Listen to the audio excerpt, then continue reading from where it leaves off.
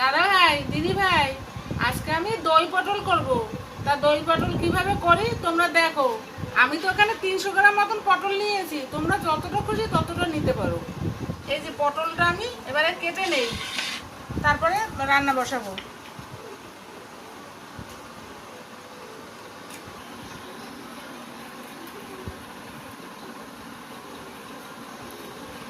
পটলটা একটু একটু খোসা রেখে কাটবো, কারণ হচ্ছে পটলটা একটু খোসা রেখে রেখে কাটলে পরে পটলটা একদম এই যে দুটো দিক মাথাটা একটু চিড়ে চিড়ে দেবো, তাহলে মশলাটা এর ভিতরে ভালো ঢুকবে।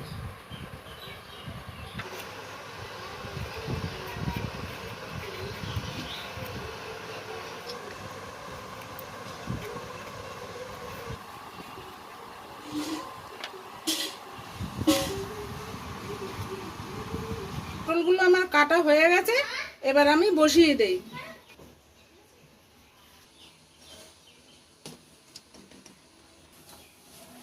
কড়াই বসিয়ে দিয়েছি, এবার কড়াইতে তেলটা দিয়ে দেই।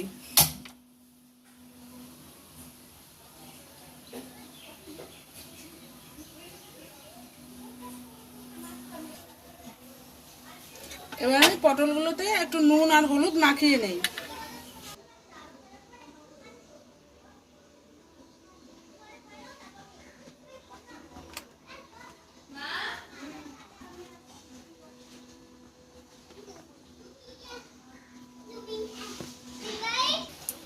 এই যে তেলটা গরম হয়ে গেছে, এবার পটলগুলো আমি ভেজে নিই।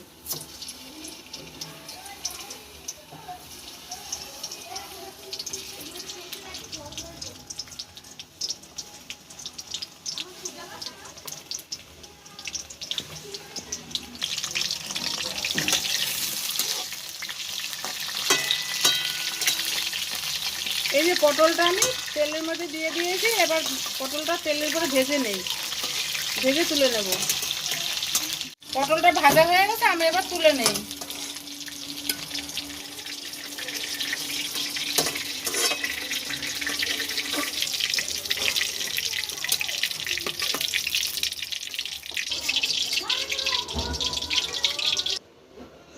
বাকি তেলটার ভেতরে আমি দেব হচ্ছে একটু গোটা জিরে, গোটা এলাচ আর দারচিনি আর তেজপাতা ফোড়নের জন্য।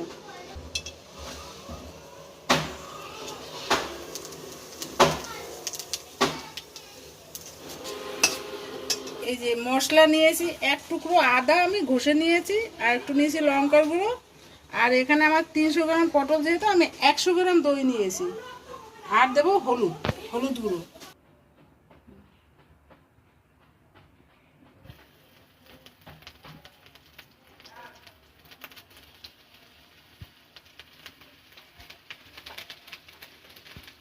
হলুদ,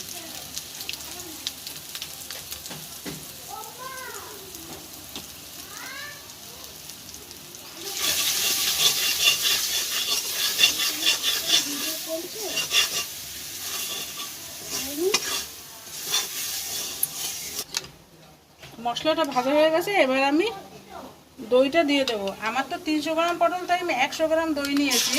তোমাদের যদি বেশি পটল হয় তাহলে তোমরা একটু দইয়ের পরিমাণটাও বাড়িয়ে দেবে।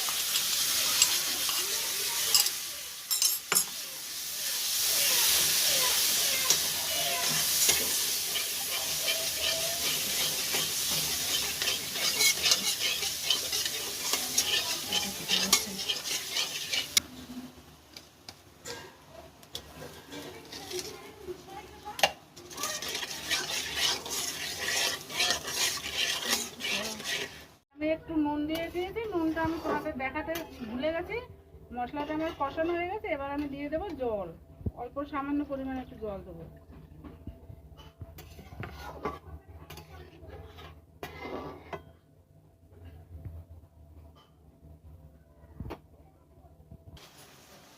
এই যে মশলাটা ফুটে উঠেছে, এবার আমি পটলগুলো দিয়ে দেবো এর ভিতরে।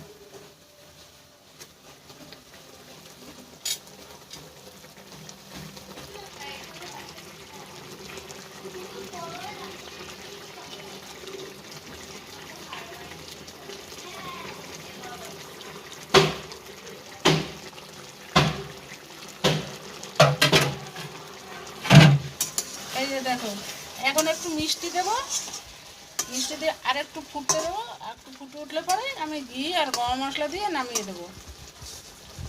তোমরা ভাববা এ কী রান্না করে, খালি মিষ্টি দেয় মিষ্টি দেয়, কিন্তু নিরামিষ রান্নায় একটু মিষ্টি না দিলে, আরও দই দেওয়া তো, একটু মিষ্টি না দিলে ব্যালেন্সটা আসে না।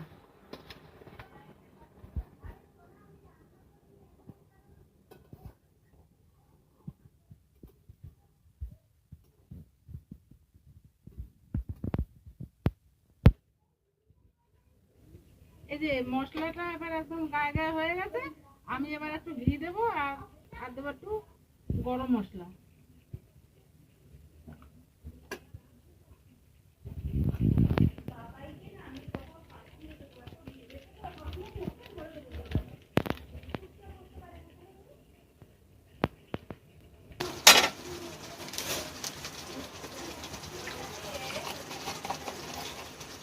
এই যে এটা আমার হয়ে গেছে, এবার এবার আমি নামিয়ে নেব।